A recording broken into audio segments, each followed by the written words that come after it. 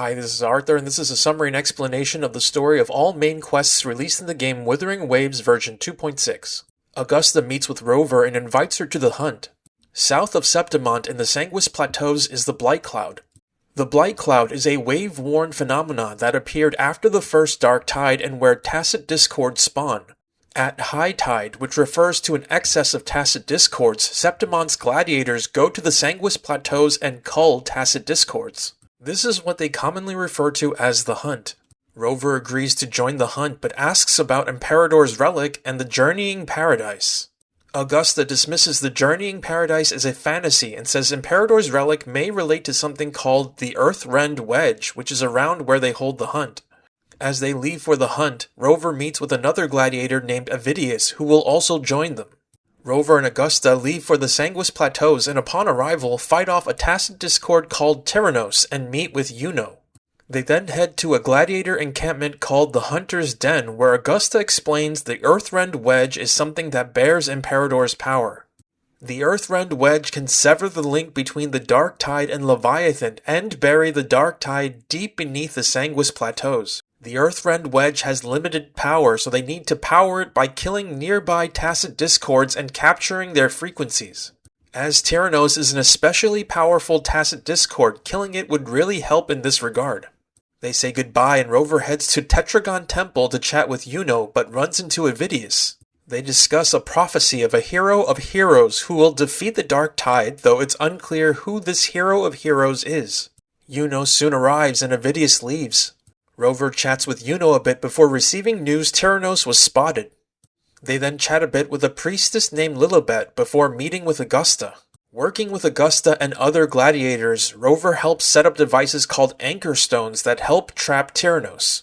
They corner Tyrannos, but the Dark Tide suddenly appears and consumes it. From the Dark Tide emerges a being we later learn is called the False Sovereign. Iuno fires an arrow at the False Sovereign, but the arrow is destroyed and Iuno falls into the Dark Tide. Inside the Dark Tide, Iuno is shown visions of the future before Rover and Abby somehow rescue her and Augusta chases off the False Sovereign.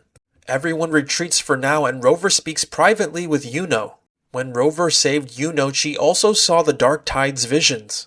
Iuno explains those were indeed visions of the future where the Dark Tide destroys Septimont and Augusta dies.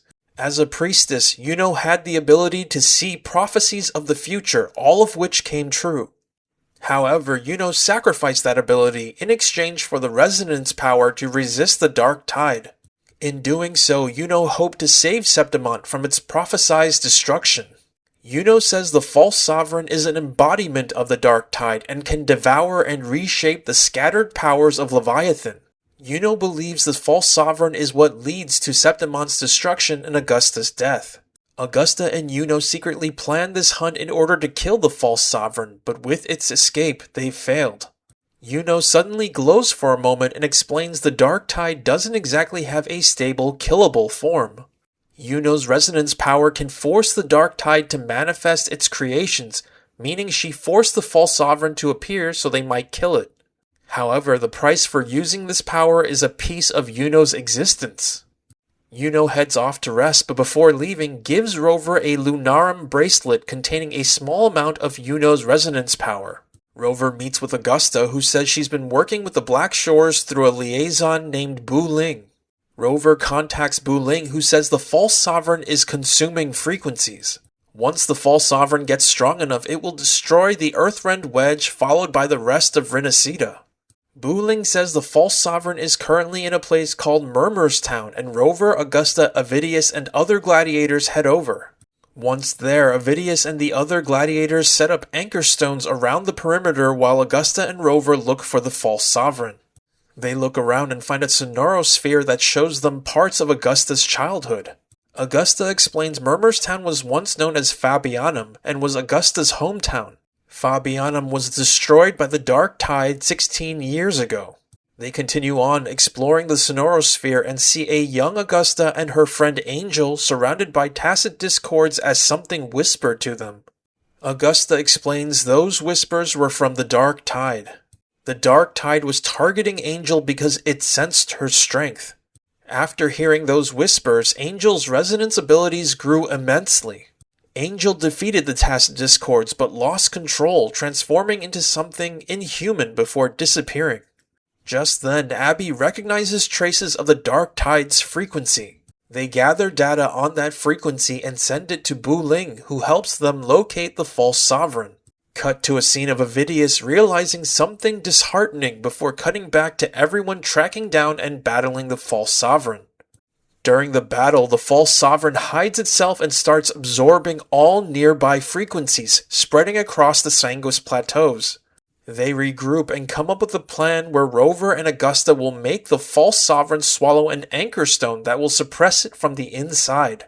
This will also require Iuno to use her resonance power to stabilize the Dark Tide and force the false sovereign to appear. Rover and Augusta grab an anchor stone shard and head to the Earthrend Wedge. They signal Iuno, who uses her resonance power on the Dark Tide. Augusta then reveals that from the moment when she and Angel first heard the Dark Tide's whispers, those whispers never stopped. Augusta has resisted those whispers most of her life, but everything the whispers said have always been right. The whispers even told her about the prophecy of how the hero of heroes will defeat the Dark Tide. In that prophecy, the blood of the old king is mentioned. Augusta then attacks Rover, believing that if Rover defeats her, this will satisfy the part about the blood of the old king and make Rover the prophesized hero of heroes. Rover can then defeat the Dark Tide as prophesized. As they battle, the Dark Tide tries to convince Augusta to accept its power. Augusta rejects the offer and recognizes this is the same trap Angel fell for. Frustrated, the Dark Tide tries to consume Augusta, but she successfully fights it off. The false sovereign then appears, and Rover and Augusta defeat it, repelling the Dark Tide from the area and Earthrend Wedge. After the battle, Augusta explains she invited Rover to the hunt in order to use Rover's unwritten fate.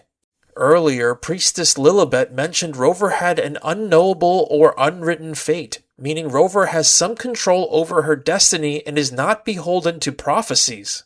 Rover then retrieves Imperador's relic from Earthrend Wedge. The relic is a discoid, but Rover can't open it. We cut to a scene of Cristoforo picking up a medallion dropped by Avidius. Cristoforo says some things, implying that Avidius is a soul he created. We cut again to a scene of a new character we later learned is named Galbrina, who says she will hunt the Thronodian. Sometime later, Rover returns to the Hunter's Den to celebrate defeating the false sovereign. Strangely, no one seems to remember Iuno. As Rover is trying to discuss Iuno with Augusta, she sees Iuno and follows her to a tree. Iuno says she traded her life for an unforetold victory and fades away. Abby appears and it seems only Rover and Abby remember Iuno. They decide to investigate and head to Tetragon Temple where they see Avidius. It seems Avidius realized aspects of his life were fabricated by Cristoforo as many of his memories don't make sense. Rover then meets with Lilibet, who says all priestesses of Tetragon Temple can no longer see prophecies of Septimont's future. Lilibet adds that though she does not remember Iuno, there is a record of a priestess named Iuno dying 3 years ago. Lilibet says if Iuno existed, her existence is currently in flux and that Rover is her anchor as Rover is the only one who remembers her. Lilibet says Iuno must have done something 3 years ago to erase herself. Rover says she wants to bring Iuno back, and Lilibet says if they figure out what happened 3 years ago, maybe they can. Rover and Lilibet head to the spring basin where Iuno supposedly died, and Rover somehow enters the chaos between life and death, between existence and non-existence. Once inside, Rover finds a faded Iuno. Together, they gather pieces of Iuno in the chaos and see moments throughout Iuno's life. We learn Iuno's mother was a gladiator and her father was a blacksmith. Iuno was gifted in prophecy and when she was young, foresaw her mother's death. Unfortunately, Iuno was just a child and ignored it. Iuno's mother later died and Iuno joined the priestesses at Tetragon Temple intent on facing her prophecies rather than ignoring them. Later, Lilibet prophesizes Septimont's destruction and Augusta asks Iuno to help find a way to fight it. We see Iuno head to the spring basin where she supposedly died and look for solutions. At the spring basin, we see Iuno fight with gladiators against the Dark Tide. After going through these memories, Rover eventually restores Iuno, who says Septimont's fate is now unwritten, guided by choices instead of prophecies. They return to the real world and Rover finds herself alone with Iuno's bracelet missing.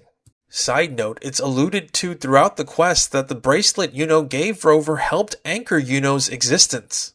Rover then heads to the hunter's den and finds that everyone has still forgotten Iuno. However, people do mention seeing someone matching Iuno's description and Rover soon finds Iuno nearby. Iuno explains that 3 years ago, Iuno defied fate, severed the path, and became the arrow that struck at destiny itself. That's when Iuno lost the ability to see the future but gained the ability to anchor the Dark Tide's creations. When she fought with the gladiators at the Spring Basin against the Dark Tide 3 years ago, all the gladiators were prophesied to die. However, one survived, changing what Iuno prophesied. Seeing that Iuno's prophecy was changed, Iuno figured they could also change Septimont's prophesied destruction. That's when Iuno formed a plan with Augusta to draw out and defeat the false sovereign, though doing so came at the cost of Iuno's existence. Ultimately, with the false sovereign's defeat, Iuno's restoration, and the future of Septimont seemingly free of prophecies, Iuno figures they've successfully altered fate. Iuno gives Rover her bracelet again, and they agree to keep Iuno's now-forgotten past a secret. And that is the end of these quests in this video. If you liked what you've seen here, please like, comment, and subscribe.